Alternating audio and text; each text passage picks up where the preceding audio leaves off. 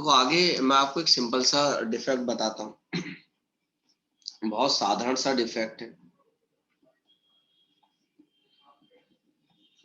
And that is impurity defect. मैंने कहा ये इम्प्योरिटी डिफेक्ट क्या होता है, तो हमें कह सकते हैं भाई देखो सिंपल मैं अगर समझाने की कोशिश करूँ आपको तो ये है कि मान लो हमारे पास में NaCl का एक क्रिस्टल था।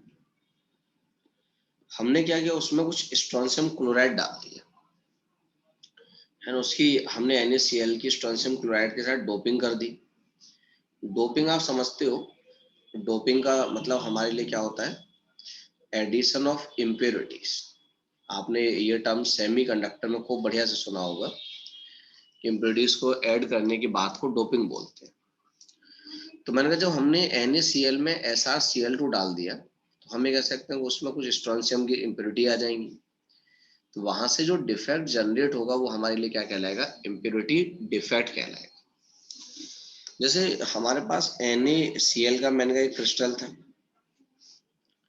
भाई, रूल के हिसाब से तो कहानी हमारी ऐसी होनी चाहिए थी। अगर हम बाई रूल ये कहानी हम देखते तो हम सभी जानते हैं भाई हमारे हिसाब से क्या होना चाहिए था, Na+ और Cl- को होना चाहिए था। जो भी मैंने कहा उनका लेटेस्ट पोजीशन है उन पे Na+ और Cl- को पाया जाना चाहिए था। लेकिन होता क्या है कि जब हम उसमें स्ट्रोंशियम क्लोराइड डालते हैं तो हमने ऐसा कुछ ऑब्जर्व किया कि कुछ Na+ जो होते हैं आप कह सकते हैं ये हट जाते हैं। तो मैंने कहा जैसे ये Na+ हट गए और ये Na+ हटने के बाद में इनकी जगह पे क्या है, एक स्ट्रोंशियम आयन आ गया। भाई इतना आप भी समझ रहे हो कि जब दो Na+ आयन जाएंगे तब +2 यूनिट के चार्ज की कमी होगी। और मैं कह सकता हूँ अगर उस +2 यूनिट के चार्ज की कमी हुई है मतलब हम कह सकते हैं भाई वहां पे क्या होगा, एक स्ट्रोंशियम आयन आ गया होगा, क्योंकि एक स्ट्रोंशियम आयन पे +2 यूनिट का चार्ज होता है। तो हमें कह सकते हैं भाई हमारे पास में इस तरह की कंडीशन में क्या रहेगा कि भाई यहाँ से एक तो ये इम्प्योरिटी डिफेक्ट कहलाएगी, भाई Na के क्रिस्टल में स्ट्रोंशियम आ गया। और मैंने कहा इम्प्योरिटी डिफेक्ट के साथ साथ हम यहाँ पे एक कैटाइन होना चाहिए था, ये कैटाइन की जगह खाली पड़ी हुई है। और मैंने कहा अगर ये कैटाइन की जगह खाली पड़ी हुई है तो हम कह देंगे भाई ये हमारे लिए क्या कहलाएगा, कैटाइनिक वैकेंसी कहलाएगा। मतलब ये कैटाइन की जो जो खाली जगह रह गई थी, मैंने कहा इस जगह को हम कैटाइनिक वैकेंसी कहेंगे। मैं बस आपसे एक बात कहना चाहता हूँ और वो ये कि जो नंबर ऑफ कैटाइनिक वैकेंसी है that is equal to number of strontium ion added. भाई इतना तो आप भी समझ रहे हो कि जब एक स्ट्रोंशियम आयन ऐड हुआ तो एक कैटाइनिक वैकेंसी जनरेट हो गई, क्योंकि दूसरी जगह पे तो खुद ही चला गया था दूसरे Na+ की जगह पे। तो हर एक आप कह सकते हैं स्ट्रोंशियम आयन के करस्पॉन्डिंग एक कैटाइनिक वैकेंसी क्रिएट हो जाती है। तो जितने स्ट्रोंशियम आयन की हम डोपिंग करते हैं उतनी कैटाइनिक वैकेंसी हम कह सकते हैं जनरेट हो जाएंगी। प्लस यहाँ पे आप सभी समझ रहे हैं कि भाई हमें क्या मिलेगा, इम्प्योरिटी मिल जाएगी। भाई स्ट्रोंशियम आ गया मतलब इम्प्योरिटी होगी, तो हमारे लिए ये डिफेक्ट क्या कहलाएगा, इम्प्योरिटी डिफेक्ट कहलाएगा। ठीक है भाई, आप सहमत हैं मेरी इस बात से कि भाई हमारे पास में जो इम्प्योरिटी डिफेक्ट है वो क्या है। तो इस पे बेस्ड ना प्रीवियस ईयर में क्वेश्चन आ चुका है, वो मैं करा देता हूँ। क्वेश्चन ये था कि 10⁻³ mole percent strontium chloride is doped with sodium chloride crystal,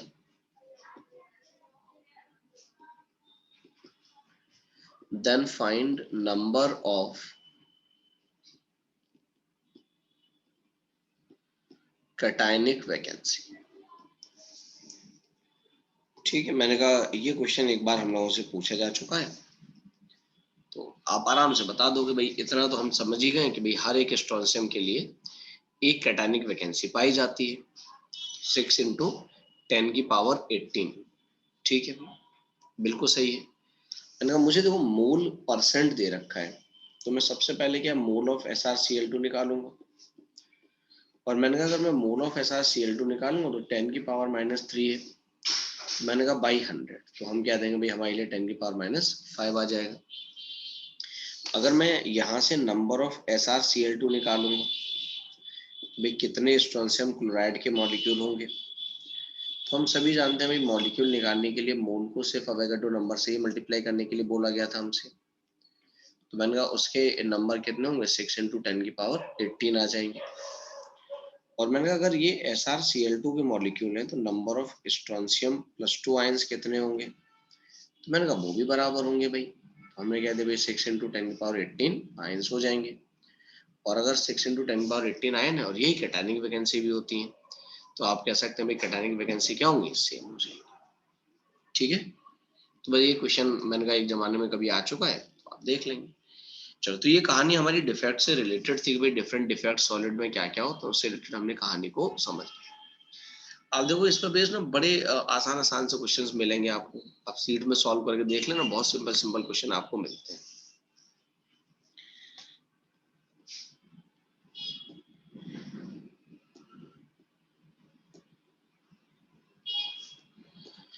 तो आपको याद होगा कि भाई हमें कुछ स्ट्रक्चर्स और जानने होते हैं। हम सभी ने कुछ स्ट्रक्चर आज से पहले पढ़े हैं जो हमें जानने होते हैं। मतलब जो डिफरेंट स्ट्रक्चर्स हमें जानने होंगे वो ये है कि जैसे हमारे पास में जो है वो रॉक सॉल्ट स्ट्रक्चर है। तो रॉक सॉल्ट स्ट्रक्चर हम जानते हैं, जो NaCl का स्ट्रक्चर है उसी को हमने ये नाम दिया, उसी को मैंने कहा हमने रॉक सॉल्ट स्ट्रक्चर का नाम दिया है। मैं कह सकता हूँ इसके सिमिलर स्ट्रक्चर जो और भी होते हैं, जैसे LiCl का होता है, KCl का होता है, पोटेशियम फ्लोराइड का होता है, AgCl का होता है, AgBr का होता है। मैंने कहा इनके स्ट्रक्चर भी क्या होते हैं, बिल्कुल इसके ही सिमिलर हमें दिखते हैं, सेम स्ट्रक्चर नजर आते हैं। तो इन स्ट्रक्चर से रिलेटेड मैंने कहा कुछ कहानी ऐसी है जो आपको पहले से ही याद रखनी पड़ेगी, ऐसा नहीं कि आप वहां बैठ के समझ पाओगे देख पाओगे। मैंने कहा वो कहानी पहले से फिक्स होती है और हमें याद भी रखनी होती है। तो मैंने कहा वो मैं आपको बता देता हूँ। कहानी जो है, कहानी है कि हम NaCl के स्ट्रक्चर की स्टडी पे हमें पता चला कि जो Cl- है दैट क्रिस्टलाइज इन FCC में क्रिस्टलाइज करता है Cl-, मतलब Cl- आप कह सकते हैं कॉर्नर पर पाया जाता है, प्लस साथ में फेस सेंटर पे, मतलब जितने भी फेस सेंटर होता है सब पे और कॉर्नर पे मिलता है। तो मैंने अगर Cl- FCC में क्रिस्टलाइज करेगा तो एक तो तय हो गया कि भाई हमारे पास में अगर मुझसे पूछा जाए कि भाई NaCl का यूनिट सेल क्या है, तो मैं बता दूंगा भाई FCC यूनिट सेल है। और मैंने कहा देखो जो Na+ होता है NaCl के स्ट्रक्चर में, that is present at body centre plus edge centre. मैंने कहा Na+ होता है बॉडी सेंटर और एज सेंटर पे पाया जाता है। अच्छा, मैं अगर आपसे ये कहता भाई कि number of Cl- in 1 unit cell, तो मुझे नहीं लगता है कि आप में से कोई ऐसा है जो इस बात को नहीं बता पाएगा। मैंने कहा एक यूनिट सेल में नंबर ऑफ Cl- कितने होंगे,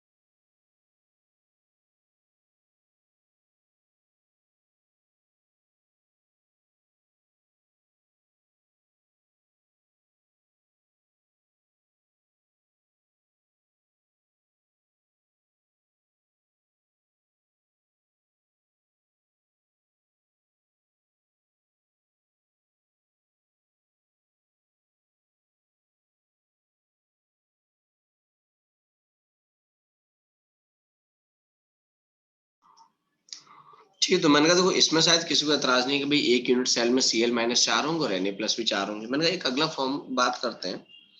अच्छा, मैंने अगर ऐसा लिख दिया तो किसी को एतराज भी नहीं होना चाहिए। मैंने कहा कि जो Na+ है वो बॉडी सेंटर और एज सेंटर पे पाया जाएगा, और हम सभी जानते हैं भाई बॉडी सेंटर और एज सेंटर पे कौन होता है, ऑक्टेडल वॉइड होता है। इसका मतलब जो Na+ होगा वो कहाँ होगा, ऑक्टेडल वॉइड में होगा। आपने एक नाम सुना होगा फॉर्मूला यूनिट। फॉर्मूला यूनिट क्या होता है, मैंने कहा number of ionic molecules present in 1 unit cell. मैंने कहा एक यूनिट सेल में जितने भी आयनिक मॉलिक्यूल होते हैं वो फॉर्मूला यूनिट कहलाते हैं हमारे लिए। तो आप मुझे बताओ कि भाई NaCl क्रिस्टल का फॉर्मूला यूनिट कितना होगा। तो हम सभी जानते हैं भाई हमारे पास में 4 हो जाएगा। ठीक है ना भाई, 4 Na+ और 4 Cl- है, तो उनसे मिला के हम 4 NaCl बना देंगे। तो मैंने कह दिया भाई हमारे लिए फॉर्मूला यूनिट क्या होगा, 4 हो जाएगा। जब हम किसी क्रिस्टल की डेंसिटी निकालेंगे तो मैंने कहा ये फॉर्मूला लगा देंगे हम, Z/A/Na/A³। तो बस इतना याद रखना कि भाई किसी भी कंपाउंड के लिए जब हम सॉल्व करेंगे तो यहाँ उसका फॉर्मूला यूनिट लिखा जाएगा। वो अलग बात है कि आप ये देख रहे हो भाई हमारे पास जो FCC क्रिस्टल है उसमें रैंक भी 1 आया था और फॉर्मूला यूनिट भी, मतलब रैंक भी 4 आया था और फॉर्मूला यूनिट भी 4 है। तो मैंने कहा जब दोनों 4 है इसलिए कोई फर्क नहीं पड़ता, FCC में हमेशा Z की वैल्यू 4 ही लेनी है, कोई भी कंपाउंड हो, कोई भी एलिमेंट हो, कुछ भी हो, कोई फर्क नहीं पड़ता है। बाकी रही बात रेडियस रेशियो की, तो मैंने कहा अगर मैं Na+ और Cl- का रेडियस रेशियो ले लूं तो ये 0.53 आता है। और आप जानते हैं भाई अगर रेडियस रेशियो 0.53 तो वॉइड कौन सा होगा, ऑक्टाहेड्रल वॉइड होगा। और मैं ये भी जानता हूँ भाई ऑक्टाहेड्रल वॉइड का कोऑर्डिनेशन नंबर क्या होता है, 6 होता है। तो मैंने कह दिया भाई उस केस में कोऑर्डिनेशन नंबर 6 हो जाएगा। ठीक है, तो हम एक तरीके से ये कह सकते हैं कि भाई हमारे पास में जो भी ईच Na+ है,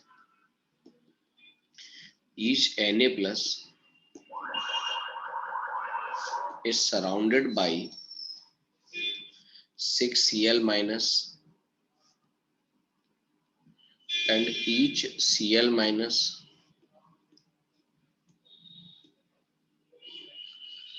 is surrounded by 6 Na+।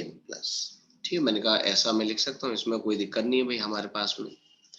अगर मैंने कहा Na और Cl दोनों का ही कोऑर्डिनेशन नंबर 6 है तो मैं आपसे कह सकता हूँ कि भाई ये कंपाउंड मेरे लिए क्या कहलाएगा, 6:6 कोऑर्डिनेशन कंपाउंड कहलाएगा। ठीक है, मैंने कहा जब दोनों का ही कोऑर्डिनेशन नंबर 6 पढ़ा जाएगा तो हम कह सकते हैं भाई ये कंपाउंड हमारे लिए क्या है, 6:6 कोऑर्डिनेशन कंपाउंड कहलाएगा। आप याद करो जब मैं आपको डेंसिटी से रिलेटेड, सॉरी पैकिंग फ्रैक्शन से रिलेटेड बातें पढ़ा रहा था तो मैंने आपको NaCl का स्ट्रक्चर बना के दिखाया था, और वहां मैंने आपसे कहा था कि भाई NaCl के स्ट्रक्चर में हमें मालूम है Cl- तो कॉर्नर और फेस सेंटर पे होता है। तो मैंने कहा ठीक है, हमने Cl- को कॉर्नर और फेस सेंटर पे लगा देना चाहिए। तो मैंने जितने भी कॉर्नर हैं सब पे रख देंगे, और मैंने कहा जितने भी फेस के सेंटर है उन पे रख देंगे।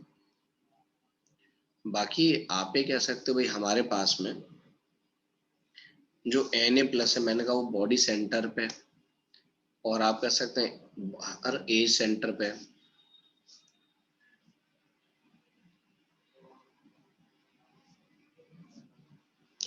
हर एज सेंटर पे हमने लगा दिया। मैंने कहा ये मेरे लिए Cl- आयन को मैंने रिप्रेजेंट किया और ये Na+ आयन को रिप्रेजेंट किया है।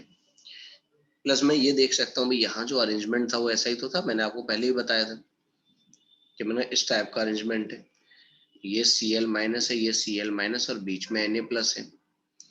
यहाँ से लेके यहाँ तक का जो आप कह सकते हैं सेंटर टू सेंटर डिस्टेंस है, ये एज लेंथ A पढ़ा जाएगा। तो मैंने कहा ये एज लेंथ A कहलाएगा।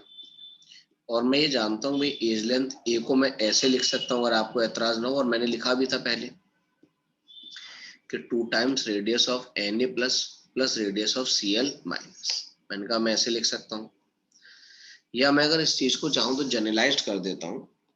और जनरलाइज करने वाली बात है कि अगर कभी भी मुझे FCC यूनिट सेल मिलेगा तो उस FCC यूनिट सेल के लिए मैं हमेशा क्या करूंगा, A की वैल्यू ये लिख लिया करूंगा 2 times radius of cation plus radius of an. मैंने ये फॉर्मूला मैं चाहूंगा आप बढ़िया से याद रखो। तो ये आप कह सकते हो कि जब भी मुझे डायरेक्टली कहना एफसीसी है तो मुझे बताओ कि भाई क्या रहेगा, तो मैं डायरेक्टली बता दिया करूंगा भाई एफसीसी में मैंने कहा ये फॉर्मूला वैलिड होगा, आपको कोई तकलीफ नहीं होगी, आप आराम से मैंने कहा इसमें बता दिया करो कि भाई हमारे पास में क्वेश्चन क्या रहेगा, कोई दिक्कत नहीं है। मैंने कहा ये काम हमें करने के लिए बोला जाएगा, हम ये काम कर देंगे। चलो ठीक है, ये बात हम समझ गए। तो मैंने NaCl के स्ट्रक्चर में ये बातें हमें याद रखनी है कि भाई मतलब जो भी लेटेस है वो किससे बना है, कौन एटम कहाँ प्रेजेंट है, उसका वर्ड कौन सा है, कोऑर्डिनेशन नंबर क्या है, ऐसी बातें हम लोगों से पूछी जाती हैं। मुझे आप लोगों से भाई बहुत आसान सा क्वेश्चन पूछना है। मेरा क्वेश्चन ये है आप लोगों से, edge length of unit cell is A, then distance between Na plus and Cl minus in NaCl structure। ठीक है, वैसे तो आपको ज्यादा परेशान होने की जरूरत है नहीं, चलो मैं ऑप्शन भी दे देता हूँ, है ना, आपको बताने में मुझे आसानी रहेगी। Answer A/2। भाई ठीक है, किसी को दिक्कत नहीं होनी चाहिए, मुझे तो लग रहा है भाई हमने देखा था भाई Na प्लस और Cl माइनस एक दूसरे से जुड़े तो होते हैं। मैंने कहा ये Cl माइनस और ये Na प्लस होता है, और मैंने कहा इधर ये Na प्लस Cl माइनस होता है, तो ये पूरा एज लेंथ था हमारा। और मैंने कहा अगर मुझे Na प्लस और Cl माइनस के बीच का डिस्टेंस चाहिए तो उसका हाफ ही तो है भाई, तो हम कह देंगे भाई वो हमारे लिए क्या होगा A/। ठीक है ना, मैं आपकी बात से पूर्ण रूप से सहमत हूँ। मैंने कहा ये काम बिल्कुल आसानी से किया जा सकता था। क्वेश्चन में आपको और बताता हूँ। क्वेश्चन है solid XY has NaCl structure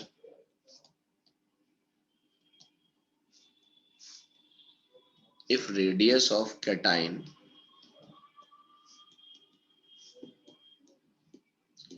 is 100 picometer, then find radius of Ni। ठीक है ना, क्वेश्चन समझ रहे हो आप मेरा? है ना, कोई भी एक XY टाइप का सॉलिड है जिसका NaCl से स्ट्रक्चर मैच करता है। मैंने कहा कि भाई हमारे पास में जो भी हमारा कैटायन है उसका रेडियस दे रखा है, तो उसने कहा कि भाई एनायन का रेडियस क्या होगा ये बता दो। 188.67 पिकोमीटर। देख लेते हैं। देखो इतना तो आप भी जानते हो कि अगर स्ट्रक्चर NaCl से मैच करेगा तो NaCl में ऑक्टाहेड्रल वॉइड होता है, मतलब उस कंपाउंड में भी क्या होगा, ऑक्टाहेड्रल वॉइड ही होगा। यही कहानी है हमारे पास में। और मैंने आपको पढ़ाया था कि भाई ऑक्टाहेड्रल वॉइड में जो लिमिटिंग रेडियस रेशियो होता है वो 0.414 होता है। मुझे कैटायन का रेडियस दे रखा है 100 पिकोमीटर, एनायन का रेडियस जो कि मैंने कहा कैलकुलेट करना है, और वो वैल्यू 0.414 के बराबर है। तो मैंने कहा एनायन का रेडियस कितना आ जाएगा, 100/0.414। नहीं, वो तो Na.53 हम इसलिए नहीं ले सकते हैं कि वो तो सिर्फ NaCl के स्ट्रक्चर का होगा। ठीक है ना, मतलब वो एक आध जगह पे ऐसा क्वेश्चन दिया है जो उन्होंने 0.53 लेके सॉल्व किया, पर मेरे हिसाब से नहीं लेना चाहिए। मेरे हिसाब से तो क्या करना चाहिए, सिंपल लेना चाहिए जो उसका ऑक्टाहेड्रल वॉइड का रेशियो होता है। तो इसीलिए मैं ऑक्टाहेड्रल वॉइड की बात करूंगा। इवन जैसे ये क्वेश्चन मैंने लिखा है आकाश के पैकेज में दिया और उन्होंने भी ऑक्टाहेड्रल वर्ड को लेके क्वेश्चन को सॉल्व किया है और उसके हिसाब से आंसर टिक किया है। तो मैंने कहा अगर हम यहाँ से चेक कर लेंगे तो हमें कह सकते हैं भाई हमारे पास में कितना है, 241.5 पिकोमीटर आ जाए। हाँ वो मतलब वो मैं मतलब जो है इस तरह की प्रॉब्लम है, मतलब पैकेज में हो सकता है प्रॉब्लम है। दो क्वेश्चन होंगे जिसमें एक में उन्होंने 0.53 लिया और एक में, तो वो मैंने कहा जिसमें 0.414 से जो आंसर आ रहा है वो ऑप्शन में ही नहीं है। और मैंने कहा जब वो ऑप्शन में नहीं है तो फिर उन्होंने 0.53 लेके क्वेश्चन को सॉल्व कर दिया है कि 0.53 के हिसाब से ही होगा। मतलब वैसे नहीं लेना चाहिए कि वो तो एग्जैक्टली सिर्फ NaCl स्ट्रक्चर के लिए होगा। बाकी हम ये कह सकते हैं भाई NaCl का स्ट्रक्चर तो वर्ड ऑक्टाहेड्रल है, ऑक्टाहेड्रल है तो फिर ऑक्टाहेड्रल के हिसाब से हमें चीजों को बढ़ाना चाहिए। ठीक है ना, पैकेज आ जाएगा बेटा, 1-2 दिन में ही आ जाएगा पैकेज। तो मैंने कहा कोई दिक्कत नहीं, हम आंसर बता देंगे यहाँ से। दूसरा मैं ये कह सकता हूँ, एक और क्वेश्चन लिखते हैं आसान सा। अ crystalline solid AB has NaCl type structure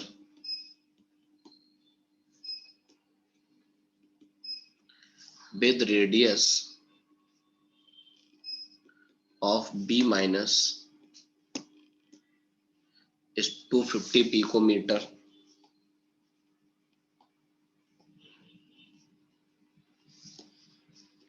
Which of the cation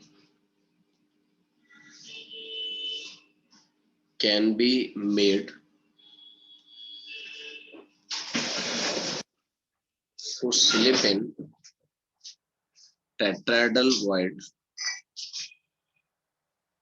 of crystal? मैं ऑप्शन देता हूं आपको इस बार जो है, मतलब कोई भी एक कैटाइन P+ है जिसका रेडियस मैंने कहा 180 पिकोमीटर है, कोई भी दूसरा कैटाइन मैंने कहा Q+ है जिसका रेडियस 56 पिकोमीटर है, मैंने तीसरा एक कैटाइन हमारे पास में R+ हम ले लेते हैं जिसका रेडियस मैंने कहा 200 पिकोमीटर है, और मैंने कहा एक कैटाइन मैंने जो मतलब ठीक S+ ले लिया जिसका रेडियस 150 पिकोमीटर। तो मैंने कहा हमारे पास AB जो है NaCl से मैच करता है स्ट्रक्चर में, खैर उससे कोई फर्क नहीं पड़ता है।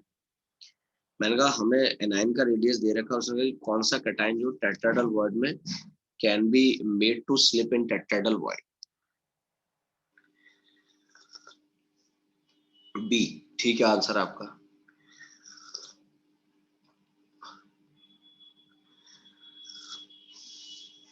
देखो क्वेश्चन में बात की गई है टेट्राहेड्रल वॉइड की, तो मैंने आपको बताया था कि भाई टेट्राहेड्रल वॉइड का वैसे लिमिटिंग रेडियस रेशियो 0.225 होता है, और दूसरा मैंने ये भी बताया था कि 0.225 से लेकर अगर 0.414 तक भी माना जाता है तब भी हम कहते हैं भाई हमारे पास में क्या होगा, ये रहेगा।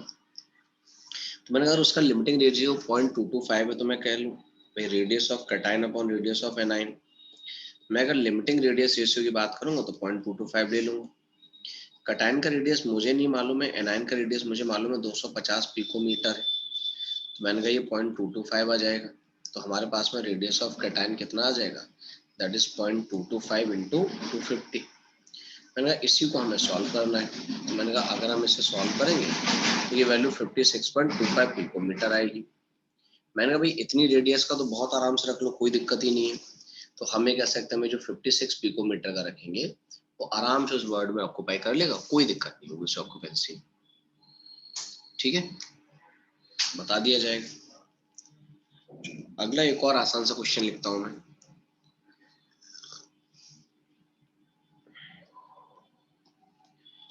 If radius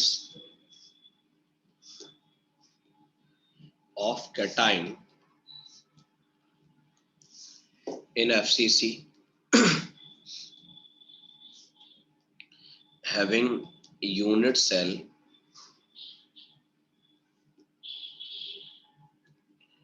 age length 300 picometer is 50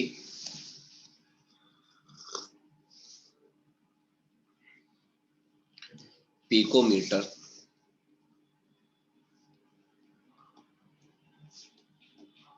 then find radius of Ni। मतलब बहुत निहायत ही आसान क्वेश्चन है कि मुझे कैटाइन का रेडियस दे दिया, एनाइन का रेडियस पूछा गया है,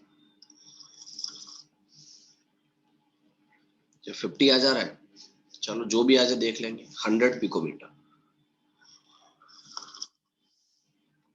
100 वाले भाई बहुत लोग हैं।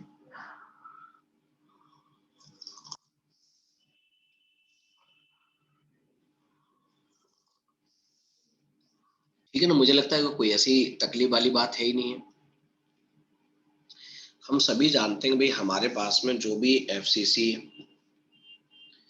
अभी थोड़ी देर पहले ही मैंने आपसे कहा कि भाई मैं एज लेंथ को लिख सकता हूँ 2 times radius of cation plus radius of anion. तो मैंने कहा भाई मुझे एज लेंथ दे रखा है 300 है, और मैंने कहा आपसे कहा ना मतलब मैं एफसीसी जब भी देगा फॉर्मूला लगा लूँ कोई दिक्कत नहीं आएगी। कैटायन का रेडियस 50 दे रखा है, एनायन का कैलकुलेट करना है। तो मैंने कहा यहाँ से एनायन का रेडियस कितना आ जाएगा 150 माइनस 50। तो हम कह सकते हैं भाई एनायन की रेडियस कितनी आ जाएगी 50 पिको। ठीक है, कोई दिक्कत नहीं, आराम से चल जाएगा। तो ये क्वेश्चन बड़ा महत्वपूर्ण क्वेश्चन है, आपको मतलब कई सारी जगह पे ऐसा क्वेश्चन मिल जाएगा और बड़े आसानी से सॉल्व भी हो जाता है। अगला क्वेश्चन लिखता हूं मैं, KCl has NaCl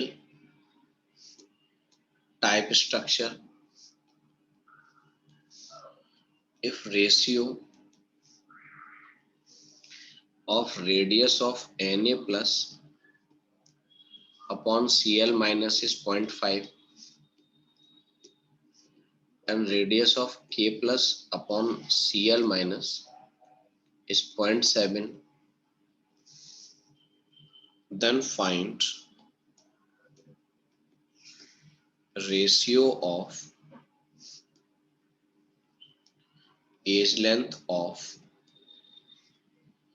KCl to NaCl molecule।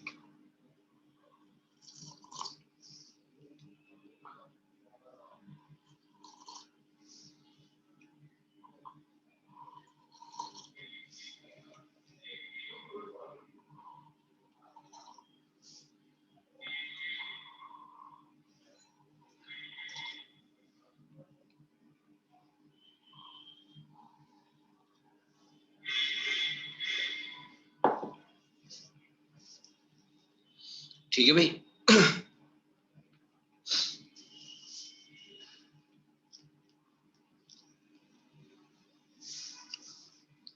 देखो मुझसे क्या पूछा जा रहा है, मैंने कहा कि भाई KCl और NaCl के स्ट्रक्चर जो है वो एक जैसे होते हैं। मुझसे कहा कि अभी एज लेंथ ऑफ KCl लेना है, तो हम जानते हैं भाई मैं उसके लिए ऐसे लिख सकता हूँ 2 times radius of K plus plus radius of Cl minus edge length of NaCl लेना है 17/50। ठीक है भाई, तो मैंने कहा वो मैं लिख सकता हूँ 2 times radius of Na plus plus radius of Cl minus, यही तो होगा। मैं चाहता हूँ भाई दोनों को डिवाइड कर दो, इन्हीं का रेशियो तो चाहिए मुझे। तो अल्टीमेटली आप ये कह सकते हो मुझे ये वैल्यू चाहिए, radius of K plus plus radius of Cl minus divided by radius of Na plus plus radius of Cl minus. मैंने कहा ये वैल्यू मुझे कैलकुलेट करनी है। तो कोई नहीं, काम करते हैं, मुझे जो इन्फॉर्मेशन दी है उसने क्वेश्चन में, उसने कहा भाई जो radius of Na plus upon radius of Cl minus 0.5 है, मैं चाहता हूँ कि आप बोथ साइड में 1 ऐड कर लो। तो मैंने अगर मैं यहाँ से 1 ऐड करूंगा तो ये आ जाएगा एलसीएम लेके radius of Na plus plus radius of Cl minus upon radius of Cl minus is 1.5। Similarly मैंने कहा हमारे पास जो K के लिए दे रखा था, उसने बताया कि भाई radius of K plus upon radius of Cl minus is 0.7। मैं चाहता हूँ भाई यहाँ भी 1 ऐड कर लो, तो मैं ये कह सकता हूँ भाई ये radius of K plus plus radius of Cl minus divided by radius of Cl minus, और मैंने कहा ये 1.7 हो जाएगा। अगर मैंने कहा ऐसा है तो मैं चाहता हूँ भाई इन दोनों को मुझे ये तो रेशियो चाहिए, तो मैंने कहा अगर रेशियो ये चाहिए तो दोनों को डिवाइड कर दो। तो मैंने इससे और इससे आपस में डिवाइड करोगे तो 1.7/1.5 आ जाएगा, या मैंने कह दिया भाई वही रेशियो क्या आएगा 17/15।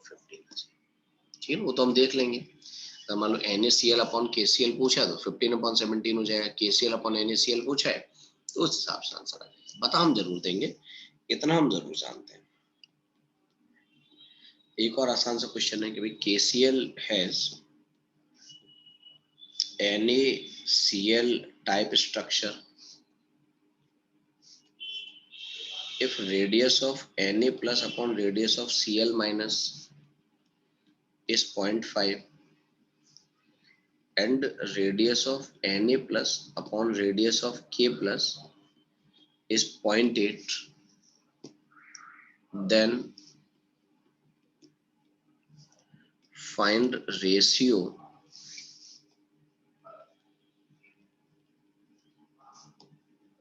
of age length of NaCl to KCl। मतलब आप देखो पिछले जैसा ही क्वेश्चन दे रखा है, तो इतना तो मैंने कहा हम भी जानते हैं भाई, अगर क्वेश्चन पिछले जैसा है तो जो NaCl और KCl है इनके एज लेंथ का रेशियो वही होगा भाई, radius of Na plus radius of Cl minus, भाई मैं ये तो लिखता 2 टाइम्स के फॉर्म में, और KCl के लिए मैं ये लिखता भाई 2 times radius of K plus radius of Cl minus. मैंने कहा ये तो वैसे ही कैंसिल हो जाएगा, तो ये सिंपल बचेगा radius of Na plus radius of Cl minus divided by radius of K plus radius of Cl minus, ये आ जाएगा। अब फिर वही पुरानी वाली कहानी है 15/18। चलो चेक करते हैं। तो मैंने कहा भाई देखो मुझे जो है वो Na प्लस और Cl माइनस का तो डायरेक्ट रेशियो दे रखा है कि radius of Na plus upon radius of Cl minus 0.5 है। फिर वो हम वही करेंगे, अपनी तरफ से प्लस माइनस ऐड कर देंगे। तो मैंने कहा ये radius of Na plus radius of Cl minus upon radius of Cl minus, तो मैंने कहा ये तो 1.5 आ गया, कोई दिक्कत ही नहीं है भाई। दूसरा मैंने कहा मुझे इस बार radius of Na plus upon radius of K plus दे रखा है जो कि 0.8 के बराबर है। मैं कहा इसका अगर उल्टा कर दूं तो ये आ जाएगा radius of K plus upon radius of Na plus, जो कि मैंने कहा 1/0.8 आ जाएगा, है ना, या 10/8 आ जाएगा, जो भी आप लिखना चाहें। मैंने ये देखा था कि भाई radius of K plus upon radius of Na plus, और मैं चाहता हूँ इसे मल्टीप्लाई कर दूं मैं radius of Na plus upon radius of Cl minus से। तो K plus upon Na plus जो 1.8 के बराबर और Na plus upon Cl minus 0.5 के बराबर है, तो ये Na प्लस चला जाएगा, तो radius of K plus upon radius of Cl minus, तो मैंने कहा वो कितना आ जाएगा 5/8 आ जाएगा 12/13। ठीक है, सही आंसर। तो मैंने कहा मुझे ये K प्लस वाला भी मिल गया, तो इसमें भी फिर वही काम करना भी, बोथ साइड में 1 हम ऐड कर देंगे, तो ये आ जाएगा हमारे पास में radius of K plus radius of Cl minus upon radius of Cl minus, और मैंने कहा मैं से अगर एलसीएम लेके सॉल्व करूंगा 13/8 आ जाएगा। तो मुझे ये रेशियो मालूम है, अगर ऐसा है तो दोनों को डिवाइड कर देते हैं। तो मैंने NaCl के लिए अगर हम देखेंगे तो 1.5 आया था वो, और मैंने कहा इसके लिए हम देखेंगे तो 13/8 आया। आपको ही मालूम है ये ऊपर जाके मल्टीप्लाई हो जाएगा, तो मैंने कहा ये कितना आ जाएगा 1.5 इंटू 8/13। मैंने कहा उसे हम देखेंगे 12 हो जाएगा, तो ये रेशियो क्या आ जाएगा 12/13। ठीक है, तो मैंने कहा अगर हमें NaCl का स्ट्रक्चर मालूम है तो उस पर बेस्ड डायरेक्ट क्वेश्चन खूब सारे मिलते रहते हैं मार्केट में, और मैं आपसे पूरी उम्मीद करता हूँ कि आप NaCl के क्वेश्चन को सॉल्व कर लोगे, है ना। मैं आपसे मतलब इतना भरोसा आप पे है मुझे कि आप ये काम कर सकते हैं। क्यों भाई, ऐसा तो नहीं मेरा भरोसा तोड़ दोगे आप लोग?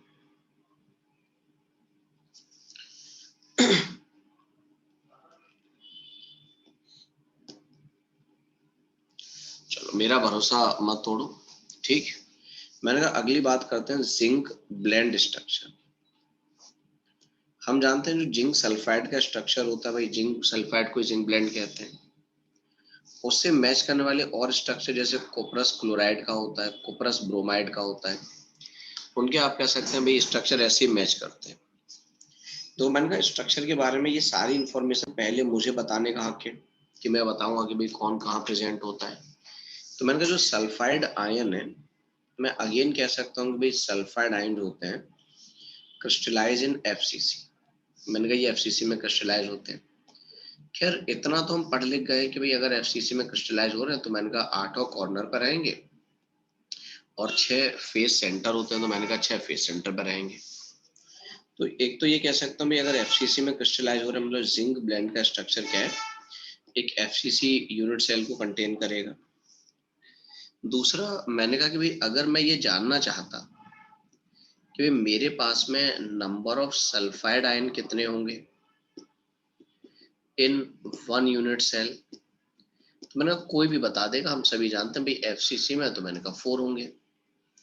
और अगर मैंने कहा सल्फाइड आयन 4 होंगे, तो मैं ये भी जानता हूँ भाई number of zinc +2 ion in 1 unit cell, तो मैंने कहा अगर मैं जिंक +2 आयन की बात करूंगा तो वो भी 4 होंगे भाई। इस फॉर्मूले से पता चल रहा है कि हर एक सल्फर के लिए एक जिंक चाहिए। तो मेरे पास में मैं ये कह सकता हूँ भाई अगर मैं फॉर्मूला यूनिट की बात करूंगा तो भाई 4 ही जिंक और 4 ही सल्फाइड आयन है, तो हम कह सकते हैं इसका फॉर्मूला यूनिट भी क्या होगा, 4 आ जाएगा। मैं देखो अगर रेडियस रेशियो चेक करूं जिंक +2 और सल्फाइड आयन का, तो ये रेडियस रेशियो 0.32 आता है। अगर 0.32 आ गया तो आप कह सकते हैं वॉइड टेट्राहेड्रल पढ़ा जाएगा, और हम सभी जानते हैं भाई टेट्राहेड्रल वॉइड का कोऑर्डिनेशन नंबर क्या होता है, 4 होता है। इसका मतलब मैं ये कह सकता हूँ भाई हमारे पास में ये कंपाउंड क्या होगा, 4:4 कोऑर्डिनेशन कंपाउंड कहलाएगा। 4:4 कोऑर्डिनेशन कंपाउंड पढ़ा जाएगा, है ना, कोई इसमें दिक्कत की बात ही नहीं है भाई, ये बिल्कुल होगा। बस देखो हम ये कह सकते हैं भाई हमारे पास में, क्योंकि वॉइड टेट्राहेड्रल है, और हम जानते हैं भाई हमारे पास में क्या होता है, जो कैटायन होता है वो टेट्राहेड्रल लोकेशन को ऑक्युपाई करता है। और मैंने कहा अगर वॉइड मेरे पास में टेट्राहेड्रल है तो वहां पे जिंक +2 रहेगा भाई, लेकिन एक यूनिट सेल में तो भाई 4 ही जिंक +2 है, और मैंने कहा अगर एक यूनिट सेल में 4 ही जिंक +2 है, तो मैं ये कह सकता हूँ उस कंडीशन में क्या होंगे, 4 ही वॉइड भरे जाएंगे, बाकी वॉइड खाली रहेंगे। तो इसीलिए मैं आपसे कह पाऊंगा कि भाई जिंक +2 जो होगा, जिंक +2 प्रेजेंट इन अल्टरनेट, नहीं टेट्राहेड्रल वर्ड कॉर्नर पे नहीं आते बेटा, टेट्राहेड्रल वर्ड तो वही होंगे जहाँ कल बताए थे। टेट्राहेड्रल वर्ड जो होंगे वो तो मैंने कहा जो छोटा क्यूब था उसके सेंटर पे ही होंगे, जिंक +2 वहां पे होंगे, ठीक है ना। तो मैंने जिंक +2 प्रेजेंट इन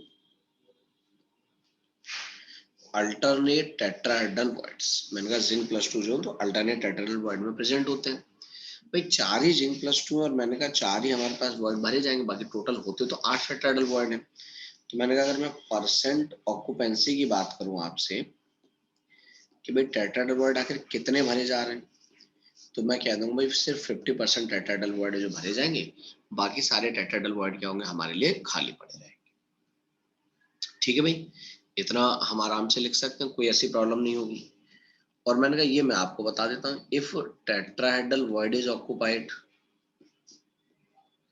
अगर टेट्राहेड्रल वर्ड ऑक्युपाइड होता है तो उस केस में हम एक ऐसा रिलेशन लिख सकते हैं, A is equal to √3/4 radius of cation plus radius of anion.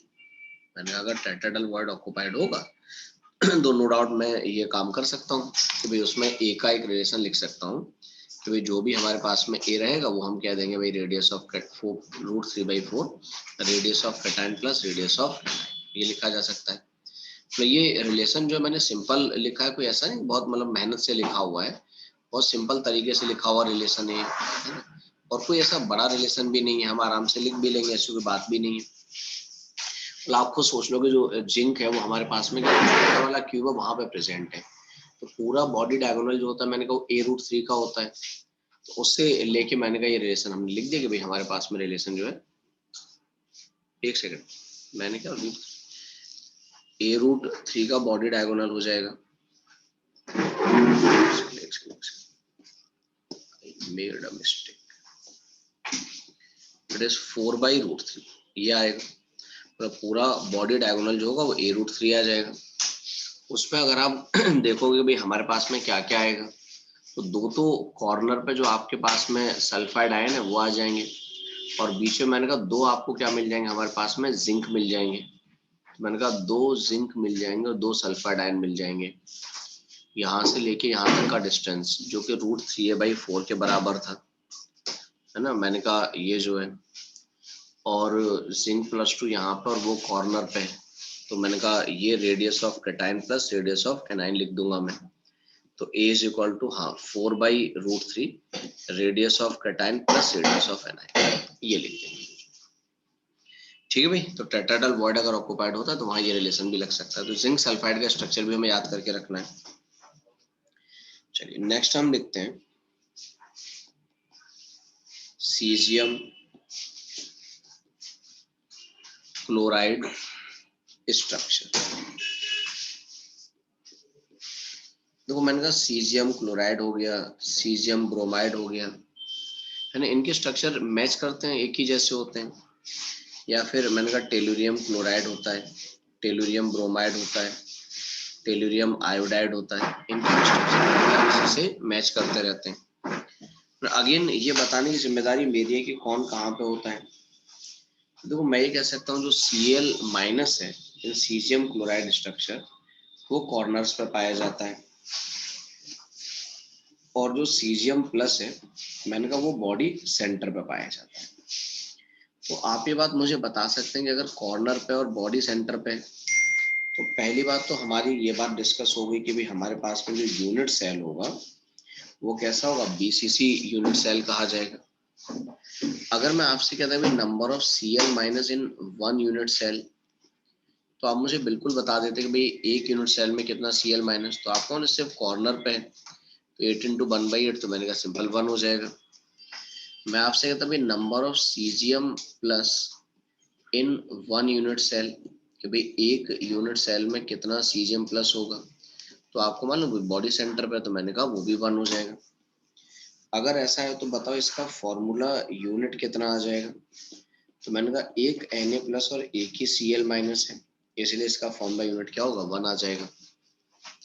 मैंने आपसे कहा जब किसी मॉलिक्यूल की डेंसिटी निकालते हैं तो उस केस में फॉर्मूला यूनिट रखते हैं, ठीक है ना। और हमने देखा भाई इस केस में फॉर्मूला यूनिट की वैल्यू क्या थी, 1 के बराबर थी।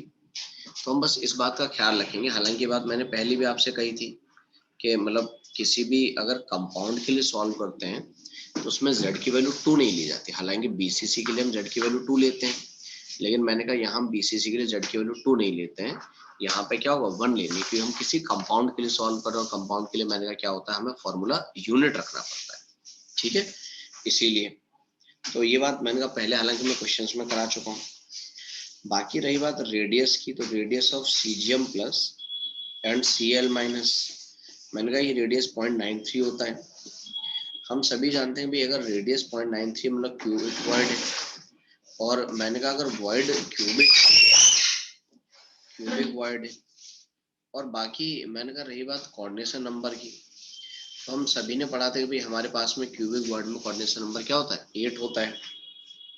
इसीलिए हम क्या देंगे भाई हमारे लिए क्या होगा, 8:8 कोऑर्डिनेशन कंपाउंड पढ़ा जाएगा, 8:8 कोऑर्डिनेशन कंपाउंड, ठीक है, मतलब उसका कोऑर्डिनेशन नंबर 8 आ जाएगा। प्लस आपको ही मालूम है कि भाई जो क्यूबिक वॉइड है वो बॉडी सेंटर पे पाया जाता है। ये जो क्यूबिक वॉइड होता है that is presented body centre, और बॉडी सेंटर पे कैटायन है, मतलब इसका जो सीजियम प्लस है वो किसमें प्रेजेंट है, क्यूबिक वॉइड में प्रेजेंट है। तो हम कह देंगे caesium plus present in cubic void, मैंने कहा सीजियम प्लस जो होगा वो क्यूबिक वॉइड में प्रेजेंट होगा, ठीक है, कोई दिक्कत नहीं। मेरा आपसे कहना ये है कि इफ क्यूबिक वॉइड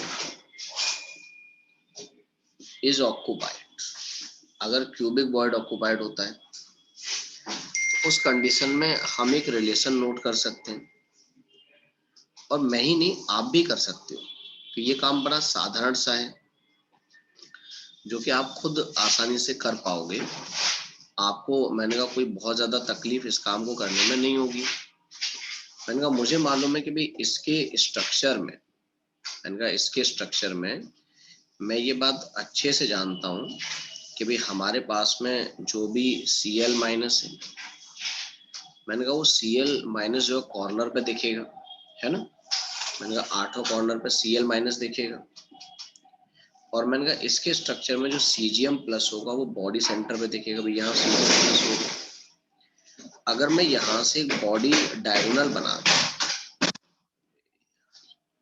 मैंने कहा इसे मैं एक बॉडी डायगोनल की बात करूंगा, मैंने ये बॉडी डायगोनल है, मैं ये बात अच्छे से समझ रहा हूँ कि भाई ये सीजियम प्लस था, तो मेरे हिसाब से बॉडी डायगोनल जो √3a के बराबर है, और मैं रेडियस के टर्म्स में लिखूंगा तो 2 times the radius of cation plus radius of anion लिखा जाएगा। तो मैं ये कह सकता हूँ भाई एज लेंथ क्या आ जाएगा, 2/√3 radius of cation plus radius of anion से, ये लिख दिया जाएगा, है ना। मैं उम्मीद करता हूँ कि कोई दिक्कत भी नहीं, हम इस बात से हम आराम से बात को समझ भी रहे हैं कि भाई हमारे पास में ये रहेगा, हम आराम से बता देंगे भाई हमारे लिए लिखा जाएगा, तो चल जाएगा, ये कोई ऐसी दिक्कत नहीं होगी, ठीक है ना। तो मैंने कहा जाहिर सी बात है ये बीसीसी के लिए एप्लीकेबल हो जाएगा।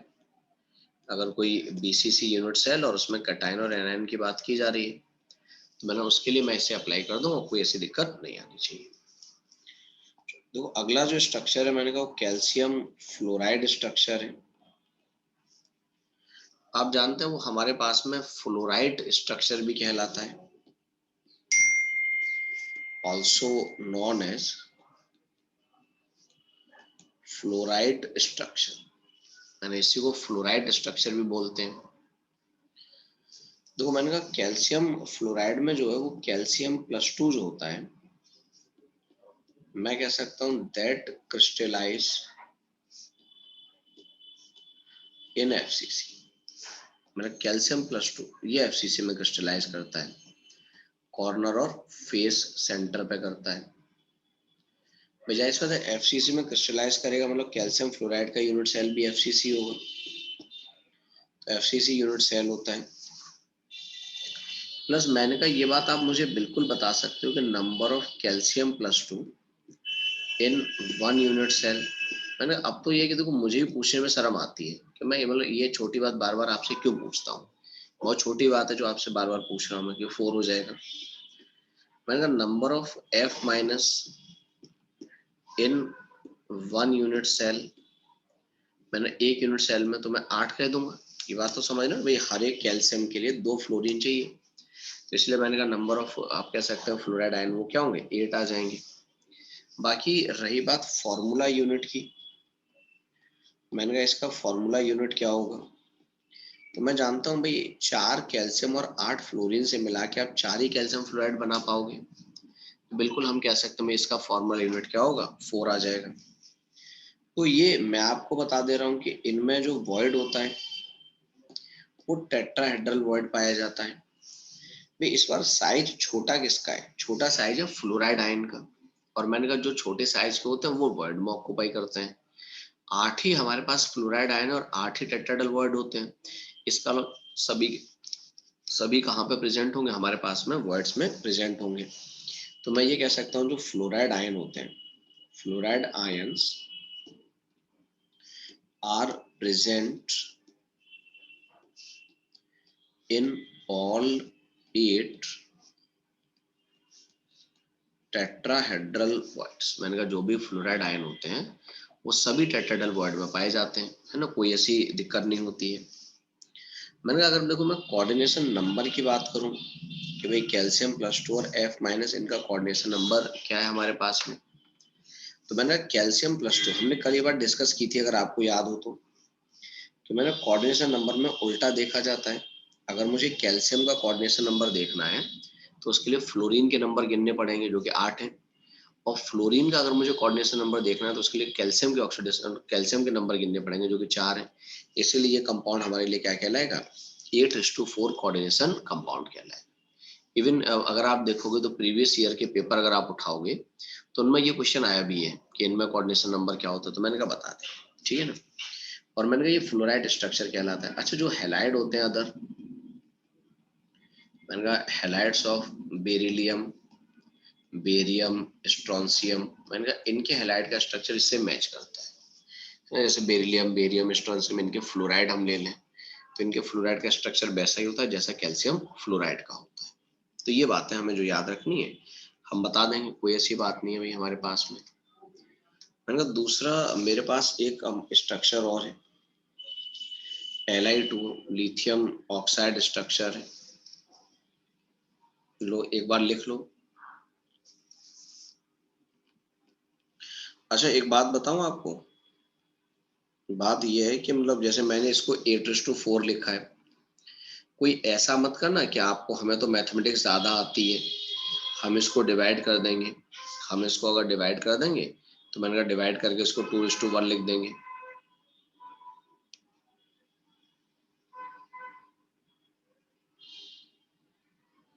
ठीक है ना।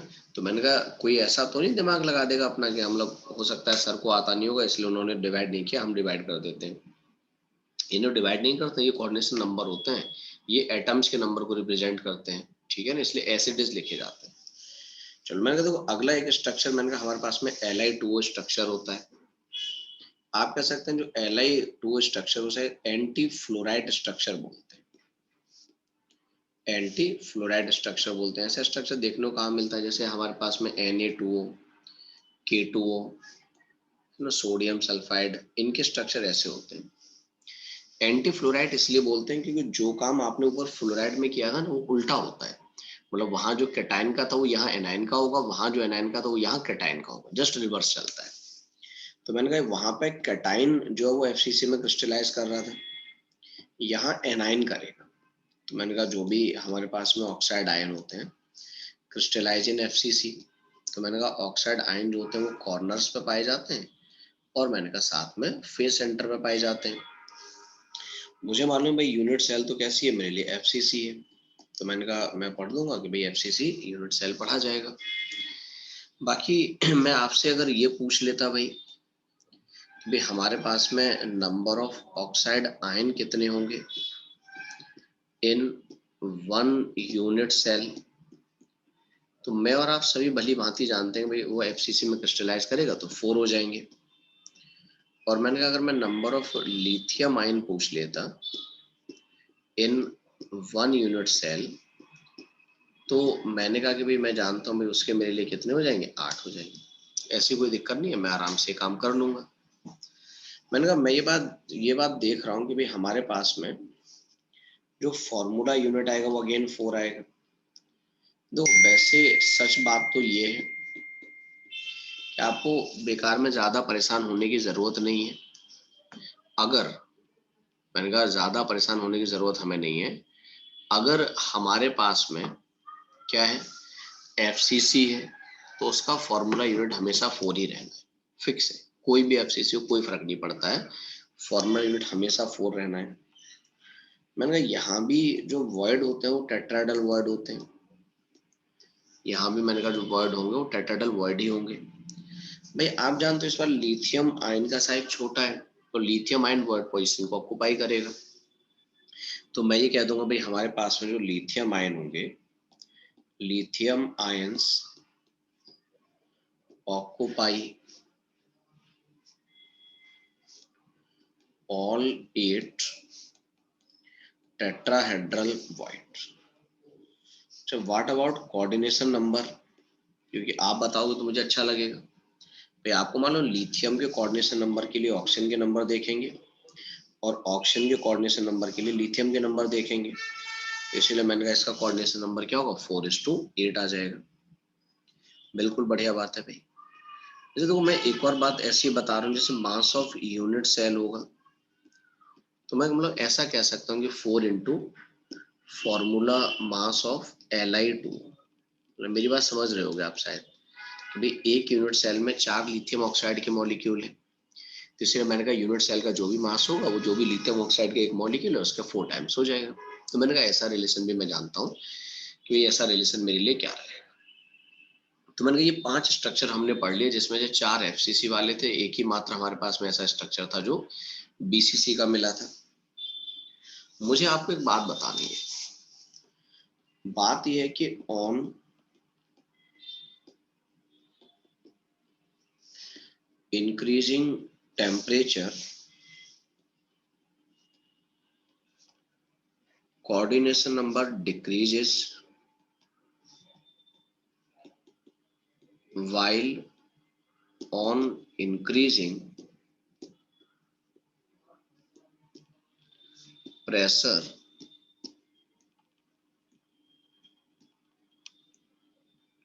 Coordination number increases. मुझे लगता है शायद इस पॉइंट में किसी को एतराज भी नहीं होगा। हम सभी इस बात को बहुत बढ़िया से जानते हैं कि भाई अगर कोऑर्डिनेशन नंबर मतलब टेम्परेचर बढ़ाएंगे तो एटम दूर दूर जाएंगे। एटम अगर दूर दूर जाएंगे तो आप कह सकते हैं भाई हमारे पास में क्या होगा, कोऑर्डिनेशन नंबर डिक्रीज कर जाएगा। और मैंने अगर हमने प्रेशर अप्लाई किया किसी क्रिस्टल पर, तो प्रेशर अप्लाई करने से क्या होगा, आप कह सकते हैं एटम्स नजदीक आएंगे, और एटम्स अगर नजदीक आएंगे तो उसके केस में हम कह सकते हैं कोऑर्डिनेशन नंबर बढ़ जाएगा। तो बहुत सिंपल सी बात मैंने आपसे कही कि टेम्परेचर बढ़ाने से कोऑर्डिनेशन नंबर कम हो जाता है, और प्रेशर बढ़ाने से कोऑर्डिनेशन नंबर बढ़ जाता है। जैसे मैं एक स्टेटमेंट लिखूंगा आपको समझाने के लिए, स्टेटमेंट के क्वेश्चन टाइप की फॉर्म में लिख देता हूं कि on increasing pressure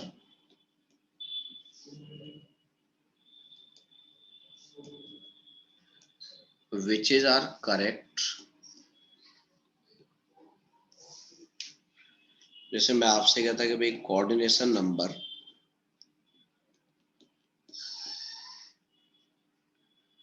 increases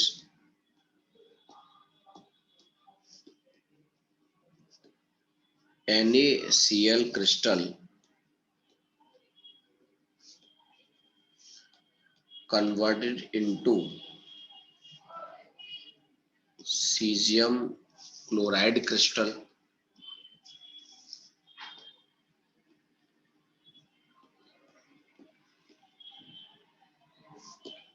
formula unit changes from 4 to 1 all of these। मेरे हिसाब से शायद ये बहुत सिंपल बात है जो आप मुझे बता पाओगे। ऑल ऑफ दिस समझ रहे हो भाई इस बात को। हमने अभी डिस्कस किया कि भाई जब भी हम प्रेशर बढ़ाएंगे कोऑर्डिनेशन नंबर बढ़ेगा, ये बात ठीक है अपनी जगह पे। NaCl मॉलिक्यूल में कोऑर्डिनेशन नंबर 6:6 होता है और मैंने कहा सीजियम क्लोराइड में 8:8 होता है। तो मैं ये भी कह सकता हूँ भाई मैंने अगर मतलब ठीक है जब प्रेशर बढ़ाया तो कोऑर्डिनेशन नंबर बढ़ेगा, तो आप देख रहे हो 6 से 8 में चला जाएगा, ये बात भी ठीक है। NaCl क्रिस्टल की अगर हम बात कर रहे थे जो कि FCC था, भाई FCC से BCC में चला जाएगा ना। ये FCC में जो हमने कंपाउंड में देखा वो कोऑर्डिनेशन नंबर 6/6 का दिखा था या 4/4 का दिखा था ZNS में, तो और मैंने कहा BCC में 8/8 का दिखा था। तो जो FCC है इसका फॉर्मूला यूनिट 4 था और BCC का फॉर्मूला यूनिट 1 है। तो मैंने कहा ये बात भी ठीक है। तो मैं कह सकता हूँ भाई ऐसे केस में क्या होंगे, ऐसे सारे स्टेटमेंट अपनी जगह पे सही होंगे। ठीक, तो ऐसा क्वेश्चन हम सॉल्व कर पाएंगे क्योंकि हमें इसके बारे में इंफॉर्मेशन मालूम है। चलो अगली बात करते हैं, स्ट्रक्चर ऑफ डायमंड। मैंने देखो मैं अगर डायमंड के स्ट्रक्चर की बात करूं तो क्या है मैं बता देता हूं। Structure of diamond is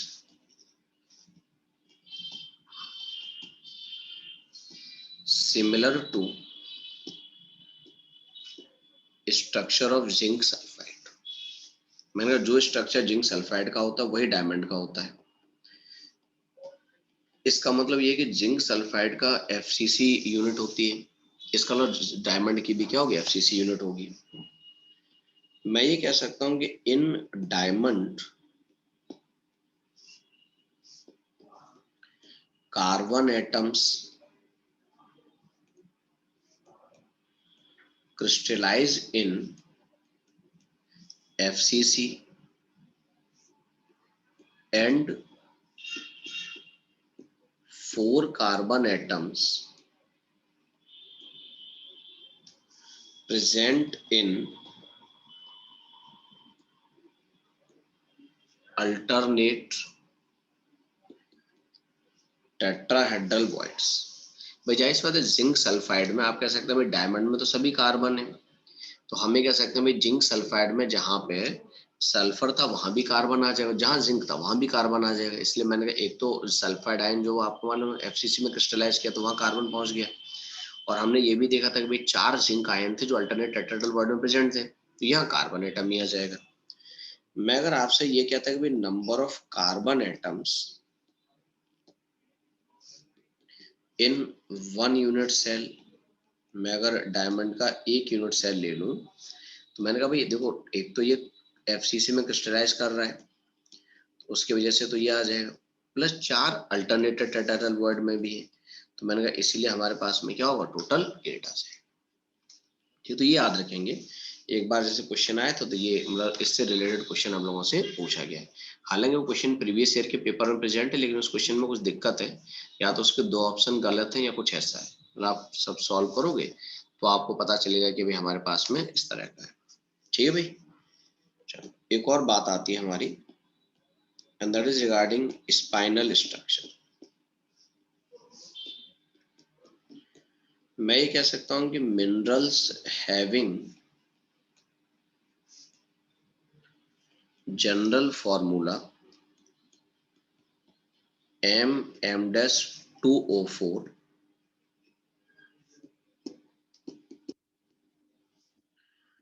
have spinal structure. मैंने कहा ऐसे मिनरल, मैंने कहा जिनका जनरल फॉर्मूला जो है, मैंने कहा हमारे पास में क्या M-2O4 से मैच करता है, वो स्पाइनल स्ट्रक्चर कंटेन करते हैं। मतलब जैसे एग्जांपल के तौर पे Fe3O4 है, बेसिकली Fe3O4 ये होता है Fe2O4, तो M-2O4 आ गया। या मैंने कहा जिंक होता है Zn Fe2O4, तो मैंने कहा ये हमारे लिए क्या कहलाता है, स्पाइनल स्ट्रक्चर कंटेन करते हैं। देखो जो स्पाइनल स्ट्रक्चर होते हैं ना, वो एफसीसी यूनिट सेल ही कंटेन करते हैं। मतलब अगर ये बात की जाए कि भाई इनका यूनिट सेल क्या होता है, तो यूनिट सेल तो इनका एफसीसी होता है। हाँ, ऑक्यूपेंसी कैसे होती है वो मैं बता देता हूँ कि इन स्पाइनल स्ट्रक्चर में जो ऑक्साइड आयन होते हैं, ऑक्साइड आयन क्रिस्टलाइज इन एफसीसी। मैंने कहा ये तो एफसीसी में क्रिस्टलाइज करते हैं। और देखो अब तो मैं इतनी बार आपको लिखा चुका हूँ कि मतलब हमारे पास में क्या है क्या नहीं।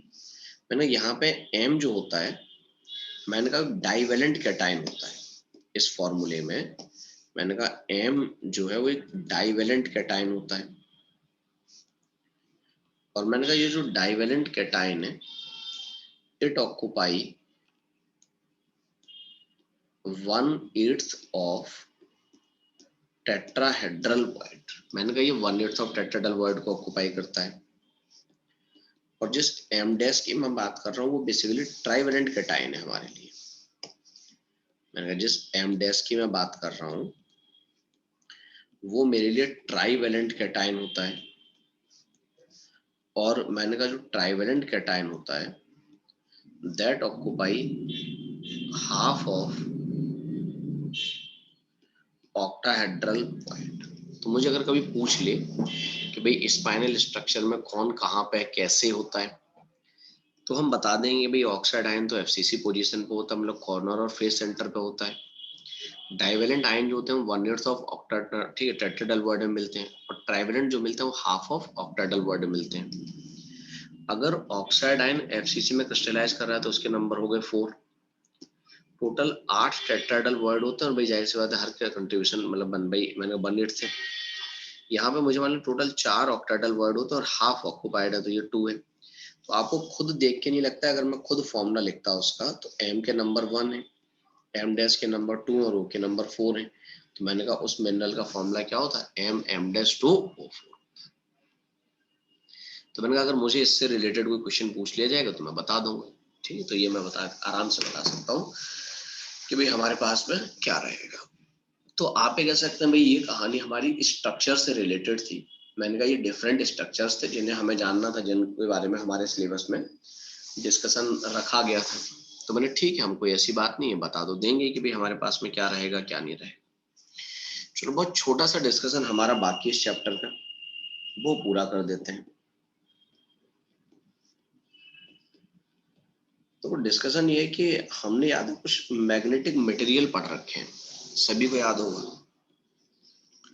मैंने कहा हमने आज से पहले बचपन से एक टर्म पढ़ा था जिसे मैग्नेटिक मूवमेंट का नाम दिया गया था। हमने क्या एटॉमिक स्ट्रक्चर में इसका डिस्कशन किया था, that is given by under root में n into n+2, where n represents number of unpaired electrons। ये था। Bm मैंने बताया था कि बोर मैग्नेटॉन होता है। वैसे मतलब जरूरत पड़ती नहीं है, पर एनसीईआरटी में ये बात लिखी है कि मतलब बोर मैग्नेटॉन जो होता है, one Bohr magneton is 9.27 into 10⁻24 ampere metre square होता है। वो आपने, ठीक है, फिजिक्स में फॉर्मूला पढ़ा होगा मैग्नेटिक मूवमेंट का, magnetic field into area, vector form में B क्रॉस A पढ़ते हो आप, नहीं सॉरी I क्रॉस A पढ़ा जाता है। तो I मैंने कहा करंट है, एम्पियर आ गया, और A जो एरिया तो मीटर स्क्वायर आ गया, तो ये 9.27 into 10⁻24 में लिखा जाता है। खैर ये तो बहुत छोटी सी बात है। मैंने कहा हमने किसी भी मैग्नेटिक मटेरियल को 5 पार्ट में क्लासिफाई किया था। और इतना आसान क्लासिफिकेशन है कि अगर आपने पहले पढ़ा है तो आपको याद होगा, और मैंने कहा अगर आपने पहले नहीं पढ़ा है तो आप अगर एक बार सुन भी लेंगे तो आपको याद हो जाएगा। जैसे मैंने कहा डाया मैग्नेटिक मटेरियल होते हैं, है ना, वो डाया मैग्नेटिज्म शो करते हैं। तो हम सभी को याद है जो डाया मैग्नेटिक मटेरियल होते हैं, they are weakly repelled by magnetic field. ठीक है, मैंने कहा जो डाया मैग्नेटिक मटेरियल होते हैं, हम कह सकते हैं वो होते हैं जो मैग्नेटिक फील्ड के द्वारा रिपेल किए जाते हैं। अगर मैं आपसे कहता कि भाई डाया मैग्नेटिक मटेरियल में कितने अनपेयर्ड इलेक्ट्रॉन होते हैं, तो हमने केमिकल बॉन्डिंग को पढ़ते टाइम पे इस पर ध्यान दिया था। हमने कहा था कि भाई किसी केस में अगर अनपेयर्ड इलेक्ट्रॉन 0 होते हैं तो वो हमारे लिए डाया मैग्नेटिक मटेरियल कहलाता है। और मैंने कहा अगर अनपेयर्ड इलेक्ट्रॉन 0 हैं तो मैं और आप सभी ये बात कह सकते हैं कि उसका मैग्नेटिक मूवमेंट भी क्या होगा, हमारे लिए 0 है, उसमें कोई प्रॉब्लम नहीं है। एग्जाम्पल के तौर पर जैसे मैंने कहा NaCl है, H2O है, बेंजीन है, तो ऐसे बहुत सारे आप स्पीसीज ले सकते हैं, Cl2 है, ये सभी डाया मैग्नेटिक मटेरियल जिनमें कोई अनपेयर्ड इलेक्ट्रॉन नहीं है, तो मैंने कहा वो डाया मैग्नेटिक मटेरियल कहलाएंगे। दूसरा हमने एक नाम सुना था, दूसरा नाम हमने क्या सुना था, पैरामैग्नेटिक मटेरियल। तो हम जानते हैं जिनके पास अनपेयर्ड इलेक्ट्रॉन पाए गए थे वो पैरामैग्नेटिक कहलाए थे, है ना। और मैं ये कह सकता हूँ कि ये जो है ना ये मैग्नेटिक फील्ड के द्वारा अट्रैक्ट होते हैं, लेकिन अट्रैक्शन स्ट्रॉन्ग नहीं होता, अट्रैक्शन वीक होता है। तो मैं इस बात को भी लिख देता हूँ कि they are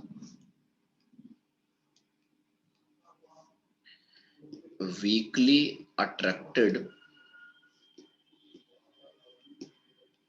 bye magnetic field. ठीक है, मैंने कहा ये वीकली अट्रैक्ट हुआ करते हैं। प्लस आप ये कह सकते हैं भाई ये हमारे पास वो मटेरियल है जिनके पास अनपेयर्ड इलेक्ट्रॉन होंगे। भाई अगर मैं अनपेयर्ड इलेक्ट्रॉन की बात करूं तो मैं ये नहीं कहूंगा कि इनके पास 0 होंगे, हमने सभी ने पढ़ा है अनपेयर्ड इलेक्ट्रॉन नॉन जीरो होंगे। अगर अनपेयर्ड इलेक्ट्रॉन नॉन जीरो मतलब इनका मैग्नेटिक मूवमेंट भी नॉन जीरो होगा। आज हम मैग्नेटिक मूवमेंट कैलकुलेट नहीं करेंगे, बस हम एग्जाम्पल नोट करेंगे। जैसे अगर हम MO2 से कुछ एग्जाम्पल उठा लें तो O2 और B2 दोनों एग्जाम्पल MO2 से MOT से आ सकते हैं। ऐसी आयरन है, आयरन +2 में हो, +3 में हो, क्रोमियम हो, मैंने कहा ये जो हमारे पास में डिफरेंट कैटायन होते हैं, आप कह सकते हैं ये हमारे लिए क्या होंगे, सिंपल हम कह पाएंगे हमारे लिए पैरामैग्नेटिक मटेरियल में कंसिडर किए जाएंगे। इनके पास अनपेयर्ड इलेक्ट्रॉन पाए जाते हैं, तो मैंने कहा हम इन्हें इस कैटेगरी में रख सकते हैं। तीसरा हमने एक नाम सुना था, अगर आपको याद हो तो, फेरो मैग्नेटिक मटेरियल। मैंने कहा फेरो मैग्नेटिक मटेरियल वो होते हैं जिनके पास में large number of unpaired electron होते हैं, और आप ये कह सकते हैं भाई ये मैग्नेटिक फील्ड के द्वारा स्ट्रांगली अट्रैक्ट किए जाते हैं। तो मैं इस बात को लिख देता हूं कि they are strongly attracted by magnetic field. ठीक है, ये मैंने कहा स्ट्रांगली अट्रैक्ट किए जाएंगे। प्लस मैं ऐसा कह सकता हूं कि they have large number of unpaired electrons and their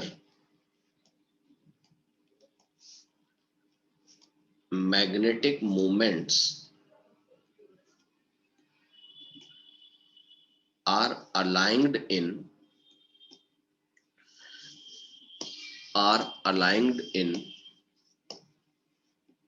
same direction। मैंने इसमें कौन आता है भाई, मैं जनरली जो सिंपल मेटल होते हैं डी ब्लॉक वाले, जैसे आपने आयरन ले रखा है, कोबाल्ट ले रखा है, निकेल ले रखा है, ये आ जाते हैं। क्रोमियम का ऑक्साइड आता है CrO2 जो फेरो मैग्नेटिक मटेरियल में आता है। मेरा आपसे कहना क्या था कि भाई हमारे पास इस केस में क्या होते हैं भाई, ठीक जितने भी अनपेड इलेक्ट्रॉन है भाई उनका अपना एक आप कह सकते हैं मैग्नेटिक मूवमेंट है। तो आपने देखा होगा कि किताबों में इस तरह से रिप्रेजेंट किया होगा, अगर आप एनसीईआरटी लेके बैठे होंगे इस टाइम पे तो उसमें देख सकते हैं। तो मैंने कहा इसमें क्या होता है कि भाई जो भी हमारे पास में अनपेड इलेक्ट्रॉन होते हैं उन सबके मैग्नेटिक मूवमेंट एक ही डायरेक्शन में अलाइंड होते हैं। और जब एक ही डायरेक्शन में मैंने कहा मैग्नेटिक मूवमेंट अलाइन होंगे तो सभी ऐड हो जाएंगे, और मैंने कहा जब सभी ऐड हो जाएंगे तो इसीलिए मैं कह सकता हूँ भाई इस केस में क्या होगा, हमारे लिए जो मैग्नेटिक मूवमेंट है वो बढ़ जाएगा।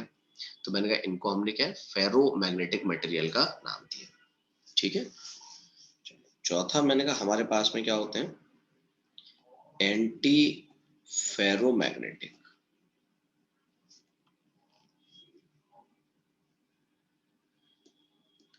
मैंने कहा एंटी फेरो मैग्नेटिक मटेरियल, मैंने कहा ये हमारे लिए होते हैं। एंटी फेरोमैग्नेटिक मटेरियल क्या होते हैं, तो मैं ये कह सकता हूं जो एंटी फेरोमैग्नेटिक मटेरियल है they have unpaired electrons but their but they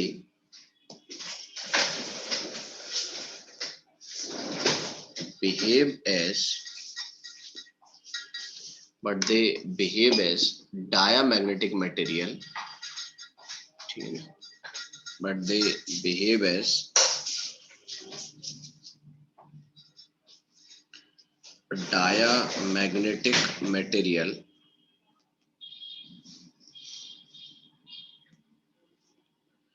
due to cancellation of magnetic dipole. मैंने एग्जांपल के तौर पे Mn का ऑक्साइड आता है, इसमें MnO आता है, कुछ जगह पे MnO2 भी दिया है, बट मैं MnO ही लिखना प्रेफर करूंगा क्योंकि एनसीईआरटी ने MnO लिखा है। तो मैंने कहा जो एनसीईआरटी ने लिखा है मैंने कहा वही हमारे पास में हमने क्या दिया कि बी रहेगा।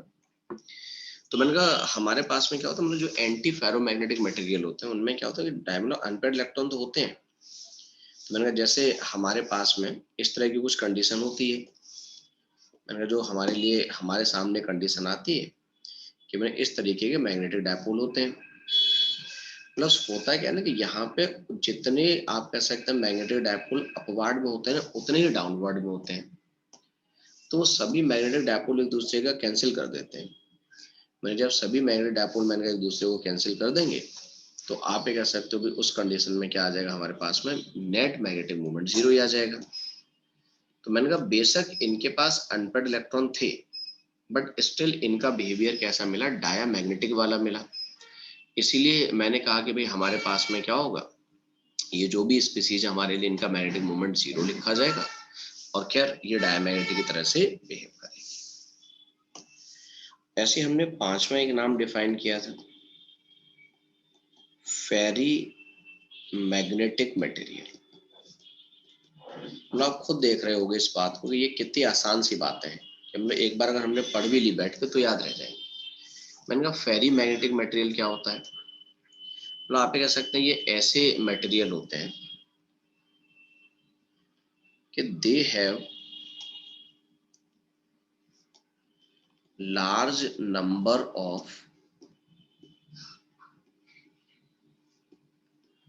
unpaired electrons but show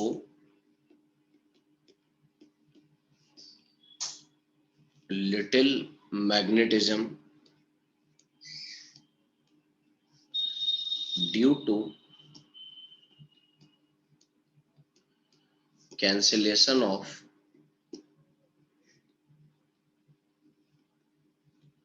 some magnetic dipole। मैंने कहा इस बार क्या प्रॉब्लम कहानी हमारे सामने, इस बार कहानी ये है कि भाई हमारे पास में ना मतलब जो फेरी मैग्नेटिक मटेरियल होते हैं इनके पास अनपेयर्ड इलेक्ट्रॉन तो होते हैं, खूब सारे ढेर सारे होते हैं, भर भर के होते हैं, लेकिन इनका मैग्नेटिज्म फिर भी ज्यादा नहीं पाया जाता है। मतलब उसका रीजन क्या होता है कि कुछ आप कह सकते हैं हमारे पास में इसमें क्या कुछ डायपोल कैंसिल हो जाते हैं, कुछ बच जाते हैं। मतलब यहाँ पे क्या भाई सारे कैंसिल नहीं होते हैं, और मैंने कहा क्योंकि सारे डायपोल कैंसिल नहीं हो पाए इसीलिए नेट जीरो तो नहीं हो पाया, लेकिन मैंने कहा कुछ कैंसिल भी हो जाते हैं, ऐसी बात नहीं कैंसिल नहीं होते। जैसे मान लो बहुत सारे डायपोल थे तो यहाँ पे कुछ डायपोल इक्वल और अपोजिट होते हैं, तो मैंने कुछ कैंसिल हुए कुछ बच गए।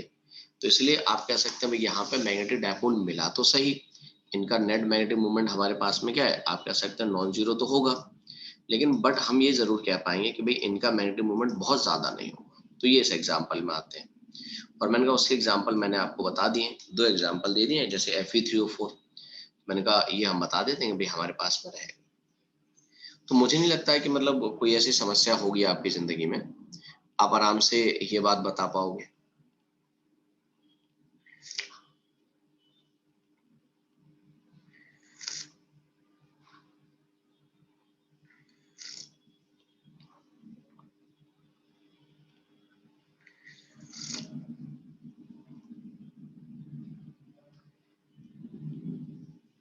ठीक है भाई, चल जाएगा।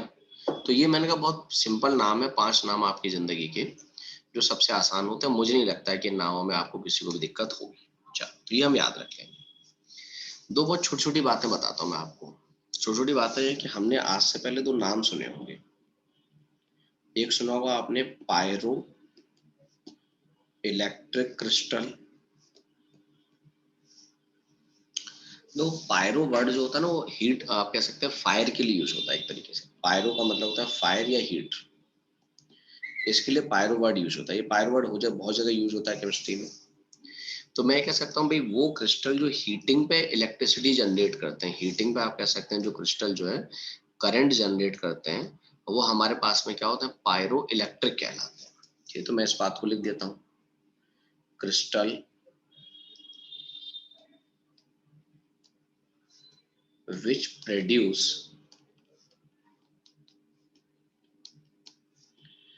electric current on heating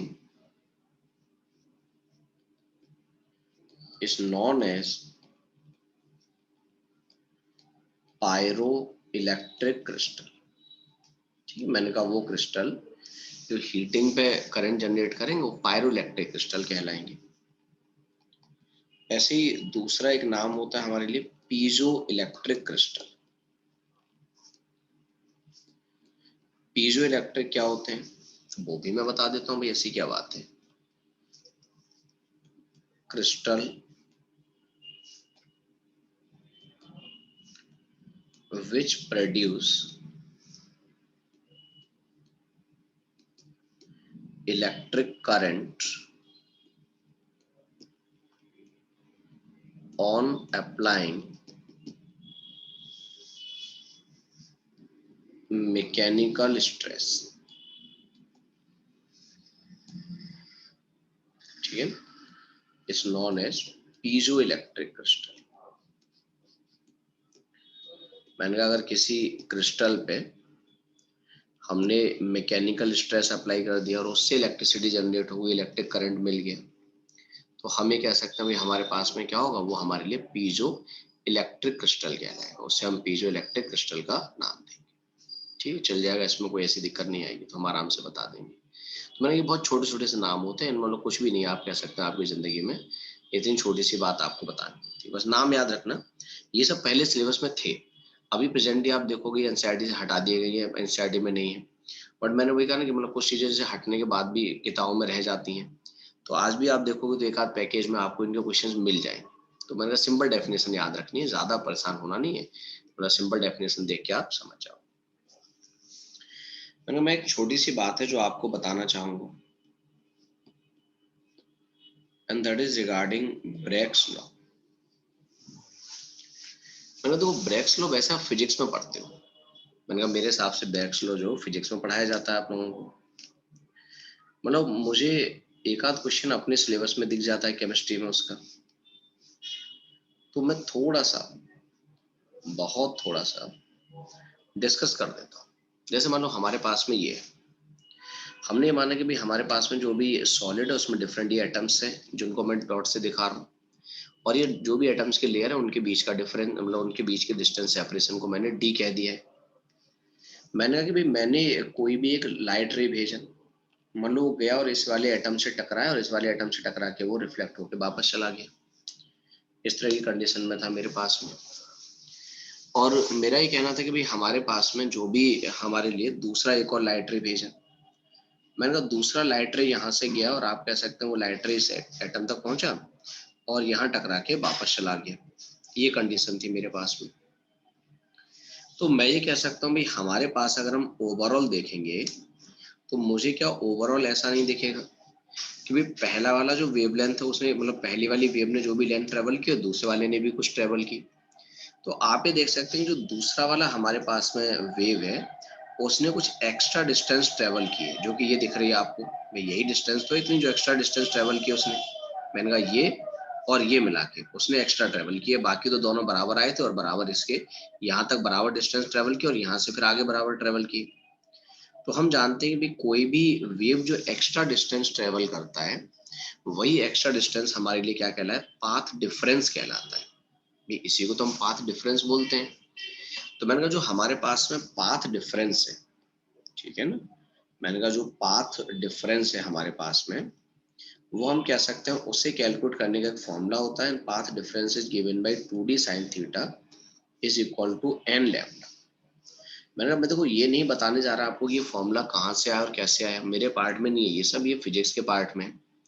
मैं तो बस आपको इतना बता रहा हूँ कि मतलब एक फॉर्मूला होता है ब्रेग्स लॉ का 2d sin theta is equal to n lambda, जहाँ पे d आप सिंपल कह सकते हैं भाई सेपरेशन है, ठीक है ना, सेपरेशन बिटवीन लेयर्स, जो भी हमारे पास में लेयर्स है उनके बीच का सेपरेशन होता है। थीटा वो एंगल है जिसपे लाइट इंसिडेंट हो रही है, ठीक उस पे है। लैम्डा वही जो वेवलेंथ आपने भेजी है भाई, और कुछ नहीं होगा भाई, लैम्डा तो सिंपल क्या होगा, वेवलेंथ ऑफ लाइट यूज्ड को रिप्रेजेंट करेगा। और मैंने कहा एन जो हमारे पास में होता है, n is called as order of diffraction. मैंने आपने फिजिक्स में डिफ्रैक्शन फिनोमेना पढ़ा है आपने, तो मैंने कहा ये ऑर्डर ऑफ डिफ्रैक्शन को रिप्रेजेंट करता है। तो मेरे लिए तो इतना ही बहुत है कि आप मेरा ये फॉर्मूला याद रख लो और मैंने कहा मेरा एक क्वेश्चन मिलेगा जो आप सॉल्व कर लोगे। तो मैं एक छोटा सा क्वेश्चन करा देता हूँ जो जनरली मतलब केमिस्ट्री वाले पोर्शन में मिल जाता है, वो लिख लेता हूँ मैं। मेरा क्वेश्चन ये है कि the second order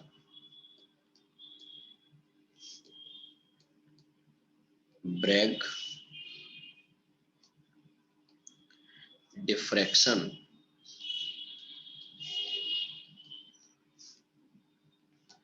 of X-ray with lambda is equal to 1 angstrom from a set of parallel planes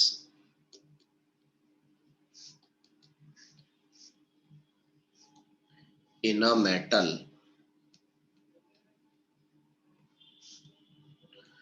occurs at an angle 60 degree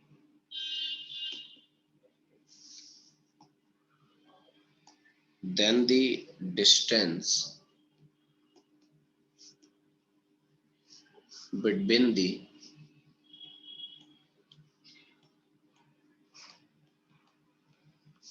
scattering planes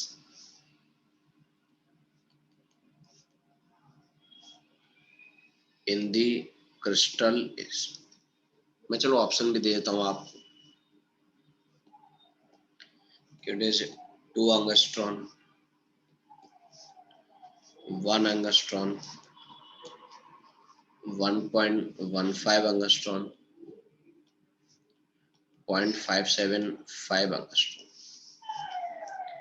वो इतना आप भी समझ रहे हो और आप जानते हो कि मुझे सिंपल जो है वो वही फॉर्मूला लगाना है, ठीक है।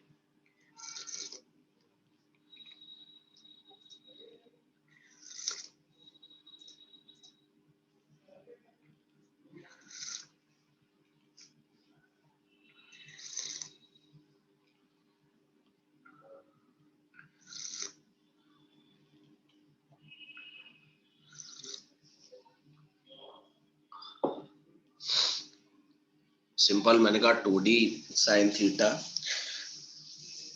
इक्वल टू एल लैम्डा लगा दो, और कुछ नहीं करना है हमें। देखो मैं ये बात जानता हूँ कि भाई मुझे अगर फॉर्मूला अप्लाई करना है तो ये आ जाएगा 2d sine theta is equal to L lambda. एक ही फॉर्मूला लगाने के लिए बोला गया मुझसे। मैंने कहा डिस्टेंस मुझे वही तो कैलकुलेट करनी है भाई, प्लेन के बीच की डिस्टेंस जो है। डी मैंने कहा कैलकुलेट करनी है, साइन मुझे वो 60 डिग्री दे रखा है, डिफ्रैक्शन सेकेंड ऑर्डर का, और वेवलेंथ मैंने 1 एंगस्ट्रॉन यूज की है। तो मैंने कहा ये आ जाएगा 2d साइन 60 √3/2। तो मैंने कहा अगर हमारे पास में ऐसी कहानी है तो हम बता सकते हैं भाई, इससे हम सिंपल सॉल्व कर ले रहे हैं, और मैंने कहा सॉल्व करके हम बता देंगे भाई हमारे पास में वैल्यू क्या रहेगी। कोई ऐसी खास समस्या तो आपकी जिंदगी में भी नहीं आएगी कि मतलब हम बता नहीं पाएंगे कुछ भी है, तो मैंने कहा बता दो।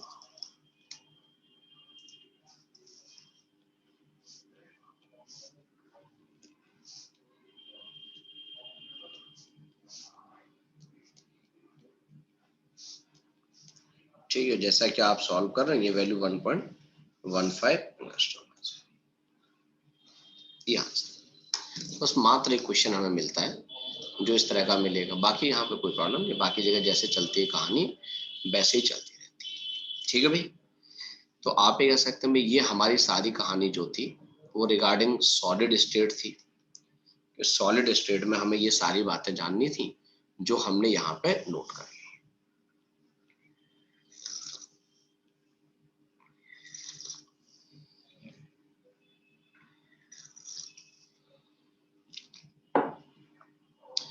आप सीट सॉल्व कर लो, डाउट क्लास जल्दी लगा देंगे।